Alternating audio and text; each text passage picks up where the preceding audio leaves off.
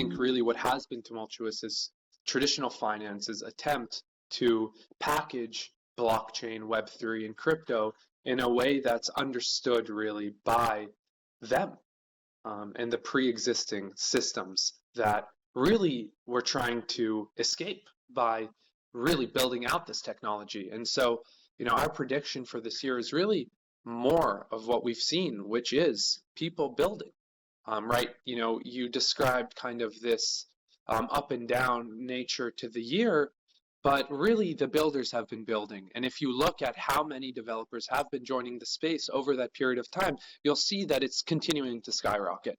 And really that for us is what we look at as a signal of what's to come. We're going to continue to see an incredible wave of developers joining the space. And with that, those developers hopefully will be building decentralized technologies within this space and not Web 2 business models within the blockchain space. And with that, I think what we're going to see in 2023 is the beginning of really the application layer taking grip on our space and really starting to see a average person being able to onboard into the space without having to necessarily buy crypto. And what that looks like is people earning based on contributions to decentralized applications. And so I believe that 2023 will be the beginning of mass adoption in a meaningful way as these developers join the space and start to build out all of these incredible applications in the Web3 space.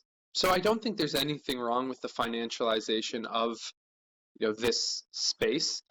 We want to see applications that do look to crypto economics as a underpinning for how their communities function and govern themselves. And so I don't think finances or financialization is a bad thing. What I think we're going to see is a lot more decentralized finance versus centralized finance, which is really what we saw with all of those things you described.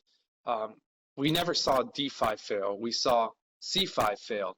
And that's something that, is important to stress when we talk about the ups and downs of the year, that those ups and downs weren't as a result of technology failing.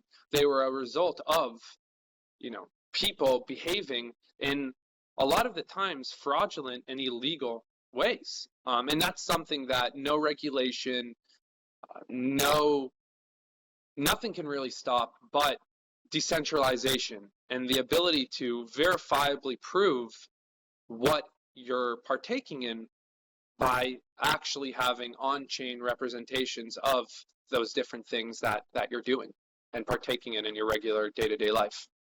Yet the unfortunate reality that governments don't want to admit is that you can regulate as much as you want, but that doesn't stop people from doing illegal things, right? What Bernie Madoff did was not legal. That was illegal. What SBF did is not legal, even though it operated outside of the U.S.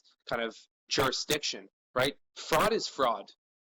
Murder is not legal, yet we see murders being committed all around the world. And so I think it's important to reflect on that point as we look to regulation, because the real solution to this problem is actually education.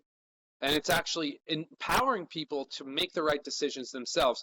I don't believe that reducing access to technology at the end of the day is going to solve for these problems.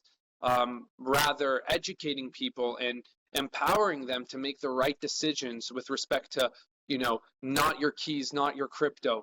It's the unfortunate reality of our world that bad people do bad things.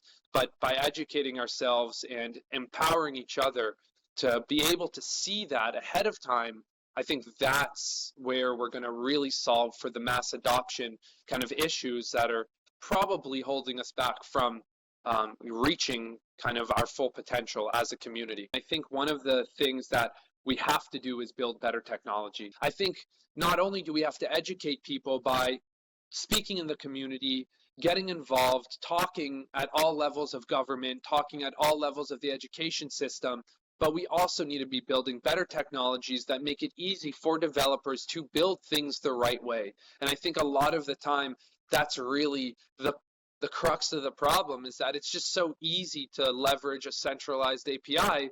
And so people just do it. And so if there were alternatives, well, there are now.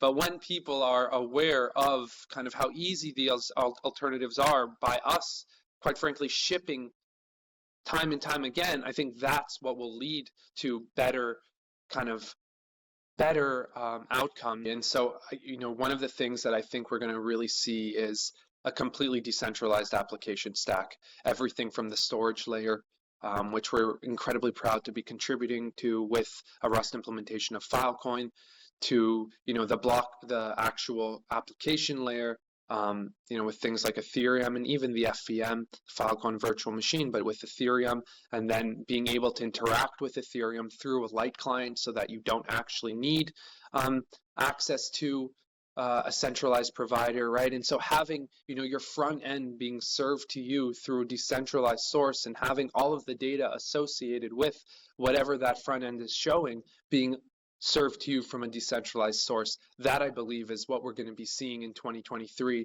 And that's incredibly exciting to have a fully decentralized application stack. Is something that we've been waiting for a long time to see, and we're finally there. And so to kind of have those tools out in the wild and to see what developers build, the dreams that they have that can be now realized through this technology, I think is going to be really what takes us all by surprise, because not much has necessarily been possible to be built because of the lack of primitives, but people have been building for so long now to really harden those primitives into a place now of actual usability. And so we're just incredibly proud to see, in some cases, 7-ish, 8 years of work coming together and culminating right now in, a developer being able to just say, hey, I have an idea, and to go and spin it out and build it without having to take 2-3 years out of their lives. Because quite frankly, that's a very privileged thing to be able to do, to work on something for 2-3 years. A lot of startups in the world today that have, become the cornerstone of our society, they didn't take that long to build, right? People were able to leverage payment gateways. People were able to leverage, cloud providers, really great programming languages and testing frameworks, and just so many primitives that leads to a cool application being built, right? It's not as simple as just building one application. And so thankfully that work, I believe, is at a point now where it's ready to be consumed by, the mass developers. And then with that will come mass adoption in a meaningful way. I mean, really, I think the most important part about what's to come is to realize how early we are in that journey. And so for whoever's listening out there, if you're feeling a little, imposter syndrome, if you're feeling a little bit disconnected from the space, you feel like, oh, you missed out, it's already so late in the history of this ecosystem, just know that that's just not true, right? It's just the beginning. And so for 2023's predictions to become realized, we need those listening today to step up and build those applications that will be the things that change the world. And so just know that there's just so much opportunity for you to get into the space, to build amazing things for people, and to build a community that is able to own and govern a platform in a way that's never been done before. And so to see the democratization of the governance and application layer is something that is going to be so powerful, and it's something that can only be done with those who are listening today. And so just know that it's your job to make this space a reality by building and getting involved in whatever you think is the most exciting thing that will lead to that impact. So yeah, to 2023, I don't think we're going to get to a space where all crypto onboarding is just eliminated, right? And I don't think any of us are suggesting that, but what we do suggest is that that's really all it is onboarding.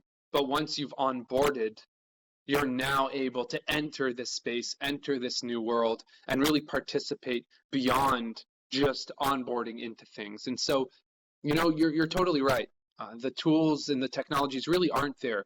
But looking at, the traditional financial world and what it was like to trade on the internet up until maybe just over 5 years ago, did we only start to see really simple to use kind of user experiences when it came to, even robo advisory platforms, and applications that help you maybe kind of do some risk analysis and maybe help steer you in the right direction in terms of kind of what your risk profile is. And so I don't necessarily think that even in the traditional world, this is something that's necessarily been totally figured out.